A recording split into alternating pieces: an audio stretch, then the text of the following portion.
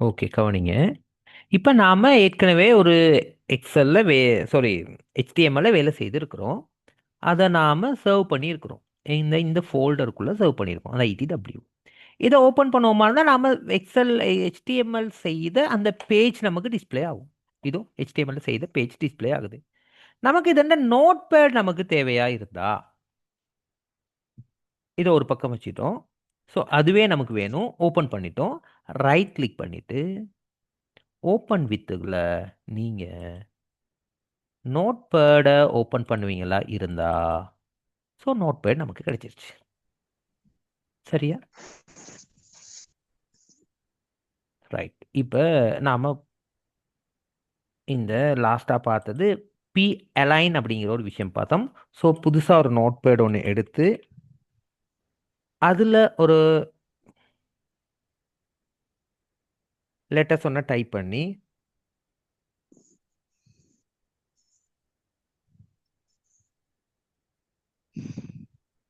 இதை நாம் டெக்ஸ்ட் பண்ண போகிறோம். ஸோ பி அலைன் ஈக்குவல், இதை நாம் கொடுக்க போகிறோம் சென்டரா, ரைட்டா, லெஃப்டா, ஜஸ்டிஃபையா அப்படிங்கிற விஷயத்தை நம்ம கொடுக்க போகிறோம். சரிதானே? சென்டர்னு கொடுப்போம். இதை சர்வ் பண்ணிட்டு எப்படி சர்வ் பண்ணுவீங்க? டெஸ்க்டாப்பில் சர்வ் பண்ணுறேன். இதை நான் டெஸ்க்டாப்பில் சர்வ் பண்ணுறேன். மைக்கை அன்மியூட் பண்ணுங்க, மியூட் பண்ணுங்க. HTMLனு சர்வ் பண்ணியிருக்கிறேன்.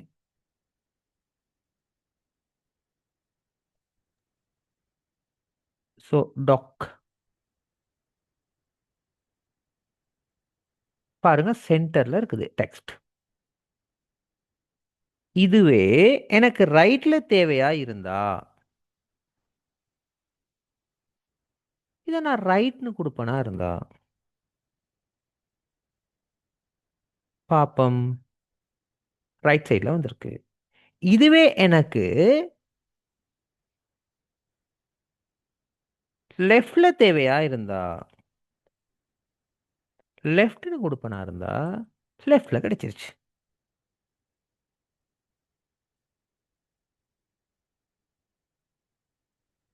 ஓகே. அப்ப எனக்கு இதுல ஒரு பந்தியா நான் கொடுத்துட்டு இதை ஜஸ்டிஃபை பண்ணுவனா இருந்தா எனக்கு ஜஸ்டிஃபையா கிடைக்கும்.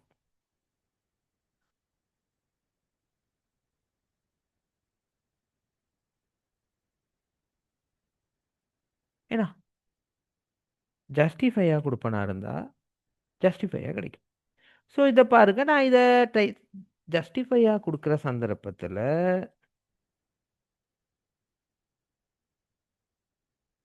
இப்படி நான் சர்வ் பண்ணிட்டு ப்ரிவியூ கொடுக்குறேன். ஒரே வேர்டு எனக்கு வந்திருக்குது. வரக்கிற பாருங்க, எனக்கு இது முடிகிறது நேராக முடிஞ்சிருக்கும். ஜஸ்டிஃபையா நான் கொடுத்த விஷயம். ஓகே, பி அலைனுக்குள்ள உள்ள விஷயம் பார்த்தோம். ஸோ அதுக்காக உங்களுக்கு அதில் அந்த ப்ரொஜெக்ட்லேயே காட்டக்கல உங்களுக்கு கிளியர் இல்லாமல் இருக்கும் அப்படிங்கிறதுனால தனியாக நான் ஒன்று காட்டினேன். ஸோ இப்போ நாம் எல்லாத்தையும் படிக்க வேண்டி இருக்கிறதால அதுக்குள்ளேயே நம்ம ஓப்பன் பண்ணிப்போம். அப்போ இது எக்ஸ்ட்ராவாக செய்து காட்டுகிறது பி அலைனும் PRE அப்படிங்கிற டெக்கும். சரிதானே? ஸோ இப்போ பாருங்க, உங்களோட டெக்குக்குள்ளே பார்ப்பீங்களா இருந்தா, நீங்கள் படித்த அந்த நோட்குள்ளே பார்ப்போமா இருந்தா என்னென்ன விஷயம் பார்த்துருக்குறீங்க?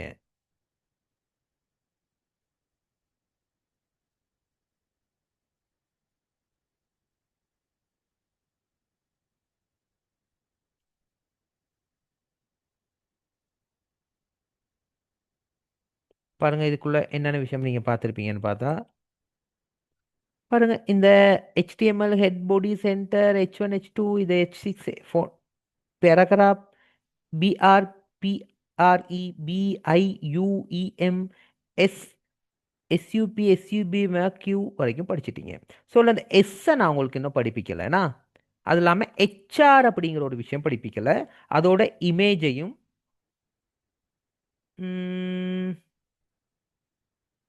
டேபிள் லிஸ்ட் டைப் இது மூணையும் படிப்பிச்சா okay. Image table list type, HR, அடுத்தது எஸ்ஸுங்கிற டேக். அதோட வேற என்ன மிஸ் ஆகுது? ஃபொண்ட் அப்படிங்கிற ஒரு டேக். ஓகே பார்ப்போம். சரிதானே? ரைட் பார்ப்போம். பாருங்க, இதில் நான் வந்து என்ன செய்கிறேன்னா, இல்லை அந்த ரீட் இஸ் ஈஸியர், சாரி அது ஹெடிங்கில் இருக்கிறதுனால அதை எடுப்போம். ஃபோக்கஸ் ஆன் த டெக்ஸ்ட், இதை வந்து ரெட் ஆக்கணும் எனக்கு. Focus on the text, right. அதுக்கு இடையில நாம் ஹெச்ஆர் ஒன்று யூஸ் பண்ணி பார்ப்போம். ஸோ ஹெச்ஆருங்கிறது ஒரு டேக், அவ்வளோதான். அதை க்ளோஸ் பண்ண வேண்டிய அவசியம் இல்லை. பாருங்க ஹெச்ஆர் என்ன நடந்திருக்குன்னு பாருங்க. ஹெச்ஆரில் கோடு ஒன்று இருக்குது, ஹொரிசோனல் லைன் ஒன்று கிடைக்கும். ஸோ அந்த ஹெச்ஆர் எனக்கு தேவை, ரெட்டாக தேவை. ஸோ ரெட்டாக கொடுத்துட்டேன், பார்ப்போம். ரெட் ஆச்சு. ஸோ இந்த ஹெச்ஆர் எனக்கு கொஞ்சம் சைஸ் கொஞ்சம் பெருசாக எனக்கு தேவை, சேவ் பண்ணிட்டேன். ஸோ இந்த சைஸ் கொஞ்சம் பெருசாயிடுச்சு. ஸோ இதில் ஹெச்ஆர் அப்படின்னு சொல்கிறது வந்து டெக், அதாவது எலிமெண்ட்னு சொல்லுவோம், உருபுன்னு சொல்லுவோம். இந்த கலர் அப்படின்னு சொல்கிறது வந்து என்னவா இருக்க போகுது? உருபுன்னு சொல்லுவோம். கலர்னு சொல்கிறது தான் அட்ரிபியூட். அப்போ அது வந்து பண்புன்னு சொல்லுவோம். ஹெச்ஆருங்கிறது வந்து உருபுன்னு சொல்லுவோம். கலர் வந்து பண்பாக இருக்கும், அது வந்து அட்ரிபியூட்டாக இருக்கும். சரியா? அட்ரிபியூட்டாக இருக்கும். ஸோ இந்த ரெட் வந்து அதண்ட வெளிவாக இருக்கும். ஸோ ஒரு டெக்கில் நிறைய பண்பு இருக்கலாம். கலர் ஒரு பண்பு, சைஸ் ஒரு பண்பு. அந்த ஒரு பண்புல நிறைய வெளிவு இருக்கலாம். கலர்ஸ் நிறைய கலர்ஸ் இருக்குதே, நிறைய சைஸஸ் இருக்குதே. ஸோ ரெக்கார்ட் போட மறந்துட்டேன்னா, yes recording on going. Okay okay right. நிறைய சைஸ் இருக்குதே. ஸோ அந்த சைஸை அதை பார்த்து வெளியுவாக இருக்கும். இது டெக்கில், அதாவது நம்ம HTML டெக்குக்குள்ளே பயன்படுத்துகிற முறையாக இருக்கும். ஸோ இதே தான் ஃபொண்ட்டுக்கும் பார்க்க போகிறோம். பாருங்கள், ஃபொண்ட் அப்படிங்கிற ஒரு டெக் ஒன்று ஓப்பன் பண்ணுவீங்களா இருந்தால், அந்த டெக்குக்கான கலரை நீங்கள் கொடுக்க போகிறீங்க ரெட்டாக அப்படியா இருந்தால் ஈக்குவல் ரெட்டுன்னு கொடுத்துட்டு ஃபொண்ட்டை மட்டும் நீங்கள் க்ளோஸ் பண்ணுவீங்களா இருந்தால் போதும். அந்த டெக்கை மட்டும் க்ளோஸ் பண்ணுவீங்களா இருந்தால் ஒரு இஷ்யூவும் இல்லை, போதும். பாருங்க, ஃபொண்ட் ரெட் ஆயிடுச்சு. ரெட் ஆயிடுச்சு தானே?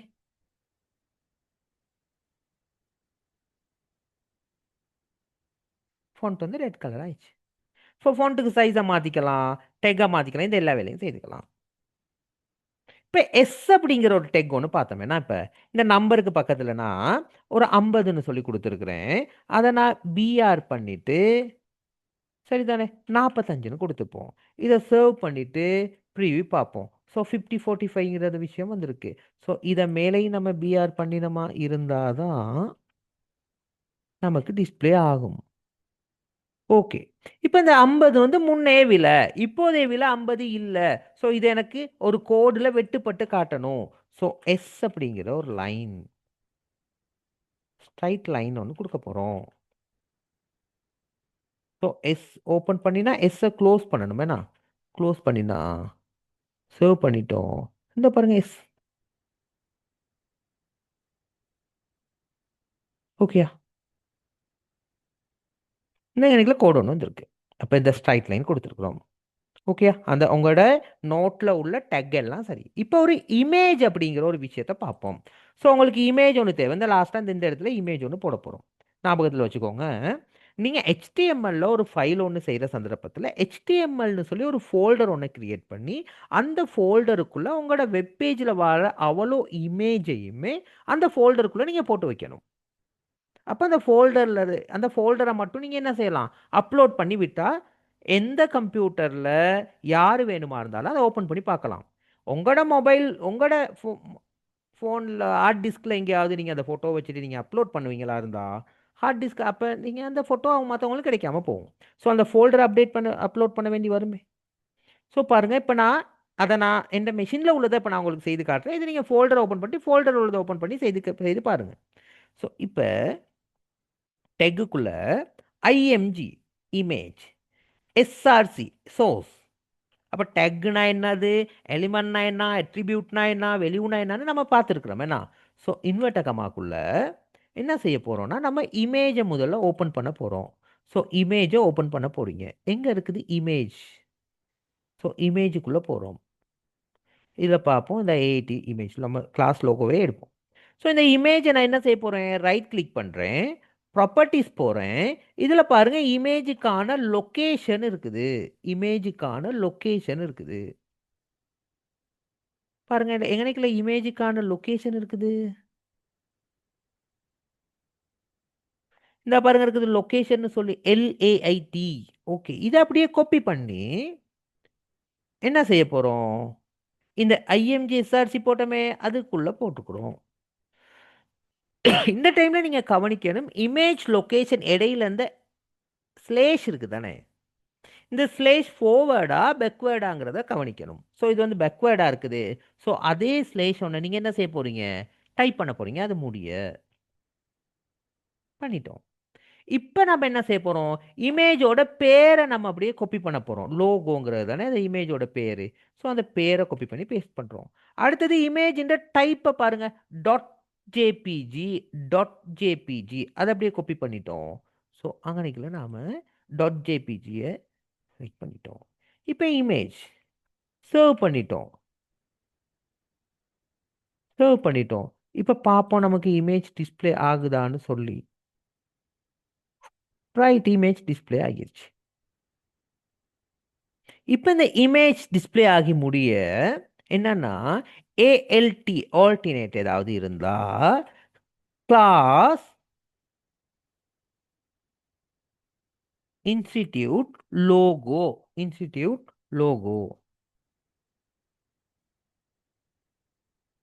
இதை சர்வ் பண்ணிட்டு ப்ரிவியூ பார்க்குறோம். பாருங்க இல்லை இன்ஸ்டிடியூட் லோகோ எதுவுமே காட்டப்படாது.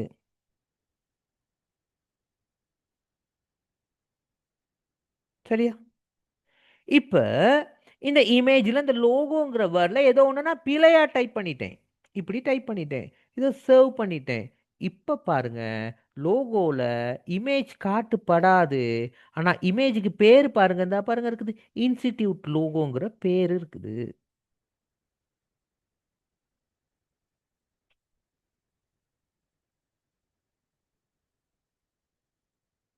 இன்ஸ்டிடியூட் லோகோங்கிற பேர் இருக்குது. ஸோ சப்போஸ் நமக்கு கவரேஜ் இல்லாமலோ அல்லது ஏதாவது ஒரு ஸ்பெல்லிங் மிஸ்டேக் அப்படி ஏதாவது நடந்து நம்மளோட இமேஜ் லோட் ஆகாத சந்தர்ப்பத்தில் அதண்ட பேரை பார்த்துக்கிற மாதிரி இருந்தால் ALT கட்டாயம் இந்த முறை எக்ஸாமுக்கு எதிர்பார்க்குறோன்னு ஞாபகத்தில் வச்சுக்கோங்க. இப்போ லோகோ காட்டுறப்ப காட்டப்படாது. இப்போ இந்த லோகோக்கான வித்தை நம்ம என்ன செய்யலாம், வித்தியாசப்படுத்தலாம். 45 கொடுக்குறேனா, ஹைட்டு கொடுக்குறேனா 55, சேவ் பண்ணிட்டேன். ப்ரீவியூ பார்க்குறேன். பாருங்க இந்த லோகோ சைஸ் பாருங்க வித்தியாசப்பட்டுருச்சு. ஸோ லோகோக்கு ஒரு பார்டர் ஒன்று கொடுக்கலாம். ஸோ அது எல்லாமே நான் உங்களுக்கு தேவையானது சைஸ் இது எல்லாமே நீங்கள் பார்த்துக்கிறது தான். பார்டர் சைஸ், பார்டர் கலர் இதெல்லாம் நீங்கள் பார்த்துக்கிறது. ஓகே தானே? லோகோ சம்மந்தமாக ஓகே ரைட்டா? இப்போ நம்ம லிஸ்ட் டைப் பார்ப்போம்.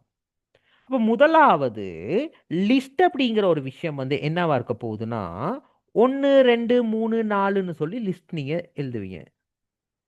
அல்லது இந்த இந்த இந்த மாதிரிக்குள்ள சர்க்கிள் போடுவீங்க. ஸோ இது அப்போ லிஸ்ட் இல்லை, இதுதான் லிஸ்ட். ஸோ இப்படி 1 2 3ன்னு போடலாம் அல்லது ரோமன் இலக்கத்தில் போடலாம். எல்லாத்துக்குமே டவுட், ரோமன் இலக்கத்தை எப்படி கம்ப்யூட்டரில் டைப் பண்ணுறது? கேபிட்டலில் ஐயை டைப் பண்ணால் ரோமன் இலக்கம் தான், சிம்பிளில் ஐயை டைப் பண்ணால் ரோமன் இலக்கம் தான். சரிதானே? ரைட். அடுத்தது ஐயை விஐ டைப் பண்ணால் ரோமன் இலக்கம், ஐயை எக்ஸை டைப் பண்ணால் ரோமன் இலக்கம், அதுதான். அடுத்தது ஏபிசின்னு சொல்லி நீங்கள் டைப் பண்ணலாம், ஏபிசி. ஸோ இதுதான் லிஸ்ட் டைப். ஸோ அப்படி ஒரு டைப் ஒன்று பார்ப்போமா நம்ம? ஸோ அப்படி பார்ப்போமா இருந்தால் இப்போ 1 2 3ன்னு சொல்லி வரணும், 3 4 சப்ஜெக்ட் வரணும், அப்படி தான் நமக்கு தேவை. ஸோ நம்ம என்ன செய்ய போகிறோம், ஓஎல் ஓடர் லிஸ்ட், ஓடர் லிஸ்ட் என்ன டைப்பாக இருக்கணும்னு பாருங்க. இது வந்து ஒன்றா இருக்கணும். ஸ்டார்ட் என்னவா இருக்கணும், ஒன்றா இருக்கணும். ஸோ ஸ்டார்ட்டை நான் பிறகு சொல்லி தரேன். இப்போ எனக்கு இது லிஸ்ட் டைப்பான எனக்கு தேவைப்படுது, இங்கிலீஷ்ங்கிற சப்ஜெக்ட். ஸோ எல்ஐ க்ளோஸ் பண்ணப்படுது. சரிதானே? So list type. அடுத்தது என்னவா இருக்க போகுது? ஐடிங்கிற சப்ஜெக்ட். லிஸ்ட் டைப் என்னவா இருக்க போகுது? மேக்ஸ் அப்படிங்கிற சப்ஜெக்ட். லிஸ்ட் டைப் என்னவா இருக்க போகுது? சயின்ஸ் அப்படிங்கிற சப்ஜெக்ட். லிஸ்ட் டைப் என்னவா இருக்க போகுது? மியூசிக் அப்படிங்கிற சப்ஜெக்ட். ஸோ ஓஎல்ல இப்போ நான் க்ளோஸ் பண்ணிட்டேன். இப்போ இதை சர்வ் பண்ணிட்டு ப்ரீவியூ பார்க்குறேன். எனக்கு பாருங்க 1 2 3ன்னு சொல்லி நம்பர் வந்துருக்கு தானே. எனக்கு இந்த ஸ்டார்ட் லெட்டரில் நான் என்ன செய்ய போகிறேன்? 150 கொடுப்பேனா இருந்தா இதை ப்ரிவியூ பார்த்தா 150 151 152 வரும். ஸோ எனக்கு எங்கே ஸ்டார்ட் ஆகணுமோ ஸ்டார்டிங் பாயிண்ட்லேருந்து நான் கொடுக்கலாம். ஸோ இந்த ஒன்னுக்கு பதிலாக நான் ரோமன் இலக்கத்தை கொடுப்பேனா இருந்தா எனக்கு ரோமன் இலக்கத்தில் வரும். ஸோ 150க்கான ரோமன் இலக்கம். ஒன்னுக்கு பதிலாக ரோமன் இலக்கம் சிம்பிளில் கொடுப்பேனா இருந்தா ஸோ எனக்கு சிம்பிளில் கிடைக்கும். இதுக்கு பதிலாக நான் ஏங்கிற லெட்டரை கொடுப்பேனா இருந்தா அப்போ இல்லை 15வது லெட்டரை கொடுக்குறேன். உங்களுக்கு கொஞ்சம் அதில் கொஞ்சம் டவுட் இருக்குங்கிறதுனால 15 கொடுக்குறேன்.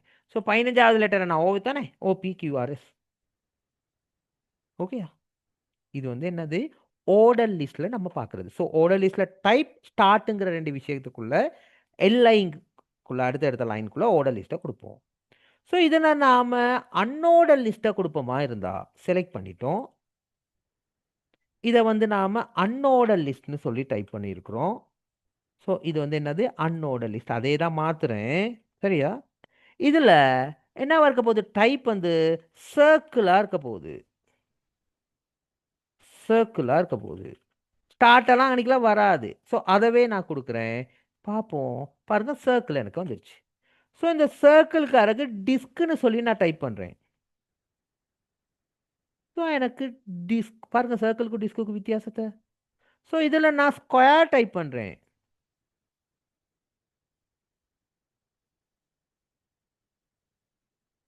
ஸ்கொயர் ஆச்சு. இப்போ நான் இதில் ஒரு ஸ்பெல்லிங் மிஸ்டேக்கோட ஏதோ ஒரு லெட்டர் ஒன்று டைப் பண்ணிட்டேன். என்ன நடக்கும்னு பாருங்க. இந்த பாருங்க, டிஸ்கா எனக்கு வரும். ஸோ டிஃபால்ட் என்ன? டிஸ்க். ஏதாவது ஸ்பெல்லிங் மிஸ்டேக் விட்டா. ஸோ இதை கொஞ்சம் ஞாபகத்தில் இருக்கணும். ஓகே, அடுத்தது டிஸ்கிரிப்ஷன் லிஸ்ட் அப்படிங்கிற ஒரு விஷயம் இருக்குது. என்ன சொல்லுவோம் நாம? Description list. So description list tag ஒன்று ஓப்பன் பண்ணிட்டோம். அடுத்தது டிஸ்கிரிப்ஷனுக்கான டைட்டில் ஒன்று நாம் கொடுக்க போகிறோம். ஸோ டிஸ்கிரிப்ஷனுக்கான டைட்டில் என்னது?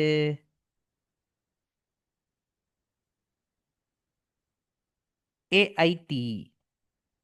டிஸ்கிரிப்ஷனுக்கான டைட்டில் வந்து AIT. டிஸ்கிரிப்ஷனுக்கான டிஸ்கிரிப்ஷன் என்னவா இருக்க போகுது?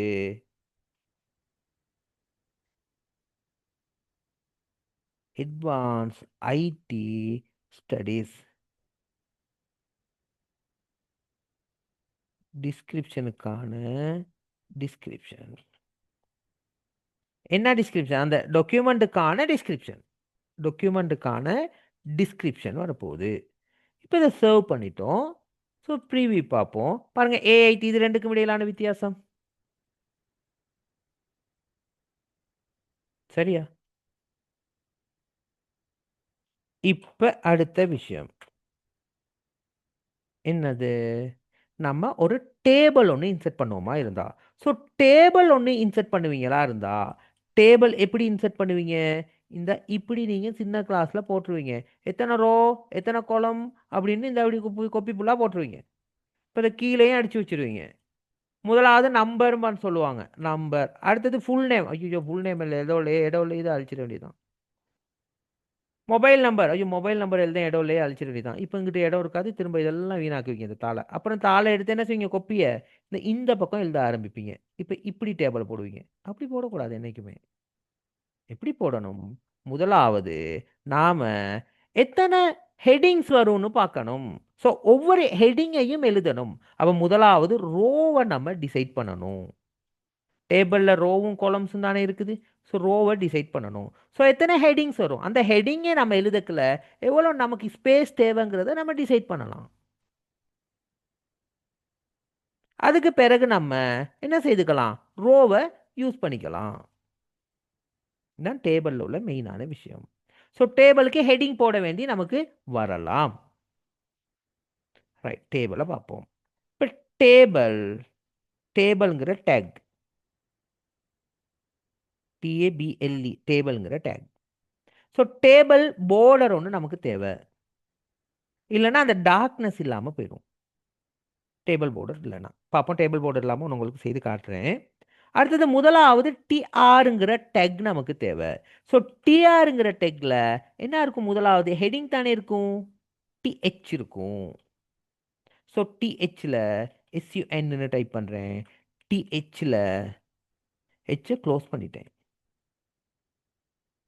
ஸோ டிஆருங்கிறதும் ஒரு டேபிள் தான், ரோ தானே.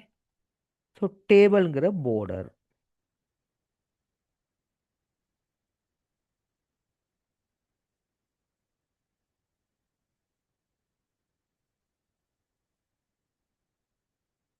சரிதானே.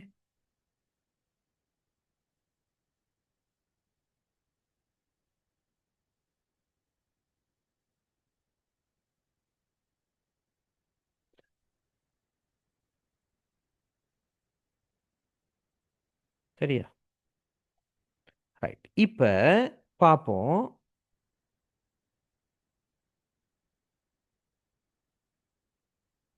இந்த டேபிளில் ஹெட்டிங்ஸை நான் சண்டே மண்டே டியூஸ்டேன்னு டைப் பண்ணுறேன்.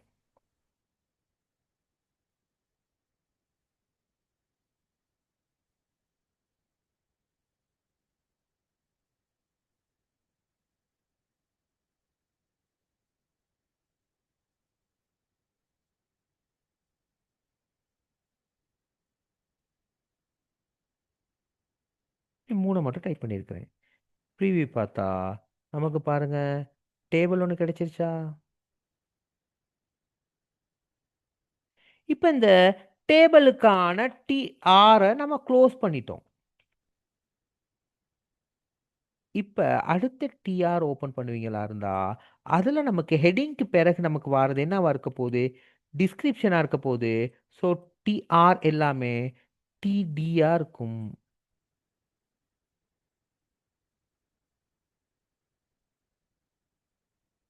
ஸோ இதில் நம்ம என்ன செய்ய போகிறோம், நம்ம பண்ண போகிறோம்.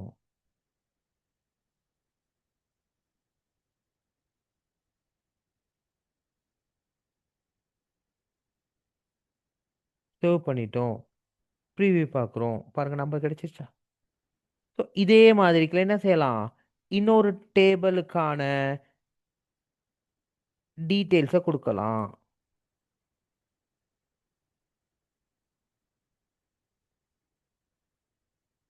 தேவைப்படுமா இருந்தால் இன்னொன்னையும் நம்ம கொடுக்கலாம்.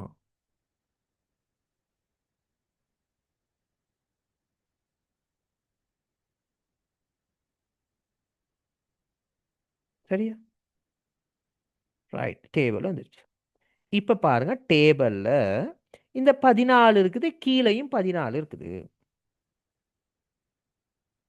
சரிதானே. மண்டேல 12 இருக்குது, டியூஸ்டேல 13 இருக்குது. இப்ப இதையும் 12ன்னு ஆக்கி பார்ப்போமா. பாருங்க இது ரெண்டும் 12ன்னு சொல்லி இருக்குது, இது ரெண்டும் 14ன்னு இருக்குது. ஸோ இது வந்து சென்டரில் ஒரு இடத்துல 12ன்னு வந்தால் போதும் தானே, ரெண்டு இடத்துல டைப் பண்ண தேவை தானே. இந்த டைம்லையும் நம்ம ரெண்டு இடத்துல டைப் பண்ண தேவை, ஒரு இடத்துல டைப் பண்ணால் போதும் தானே. ஸோ முதலாவது இந்த 12 சரிப்படுத்தி பார்ப்போமா. ஸோ டிடி என்னது, அது டிடிங்கிறது, டிடின்னு சொல்றது என்னவா இருக்க போகுது, கொல்ஸ் பென்னா ரோஸ் பென்னா டைப் பண்ணி பார்ப்போமா. ரெண்டு ரோஸை இல்லாமல் பண்ணுறது வந்து கொல்ஸ் பென்னு சொல்லுவோம். எத்தனை ரோஸ், ரெண்டு ரோஸ். சேவ் பண்ணிட்டோம். இப்போ இதை அடுத்ததை நாம் டிலீட் பண்ணிட்டோம். ஸோ அடுத்தது தேவைப்படாதே, டிலீட் பண்ணிட்டோம். சேவ் பண்ணிட்டோம். ப்ரிவியூ பார்க்குறோம். பாருங்க என்ன நடந்திருக்குது, இது மேலே போச்சுன்னா அப்போ இது என்னது, ஒரு ஸ்பேஸ் ஒன்று விடுறோம். சர்வ் பண்றோம், பார்க்குறோம். இப்போ பாருங்க, கொல்ஸ்பேன் டிடிங்கிறது இந்த கொல்ஸ்பேன் ரெண்டை இல்லாமல் பண்றோம். ஸோ டிடிங்கிற அந்த விஷயத்தில் வர்றது ரெண்டு கொல்ஸ்பேனை இல்லாமல் பண்ணியிருக்கனால இந்த பாருங்க 12 வந்துருச்சு. ஸோ இதை வந்து எனக்கு என்ன தேவை, சென்டரா தேவை. ஸோ இந்த இடத்துல வந்து சென்டர்னு டைப் பண்ணுறேன், டெக் ஒன்று. இந்த இடத்துல சென்டர் டெக் க்ளோஸ் பண்ணுறேன். சென்டர் டெக் க்ளோஸ் பண்ணிட்டேன். பாருங்க சென்டர் ஆச்சு. ஸோ இப்போ 14 எனக்கு ரெண்டு வந்திருக்கு தானே, இந்த 14. ஸோ இதை இப்போ என்ன இருக்க போகுது, க்ளோஸ் பேனாக இருக்க போகுது. ரோஸ் பேன் எத்தனை, ரெண்டு rows. How many rows, two rows ஏன்னா. So two rows. ஸோ ஆக கீழே இன்னொரு 14 ஒன்று நான் எக்ஸ்ட்ராவாக தேவையில்லாமல் டைப் பண்ணியிருக்கிறேன். அது எனக்கு தேவைப்படாது, சேவ் பண்ணிட்டேன். பார்த்தீங்களா? ஓகே. ஸோ ஹெச்டிஎம்எல்ல நிறைய விஷயம் இருக்குது.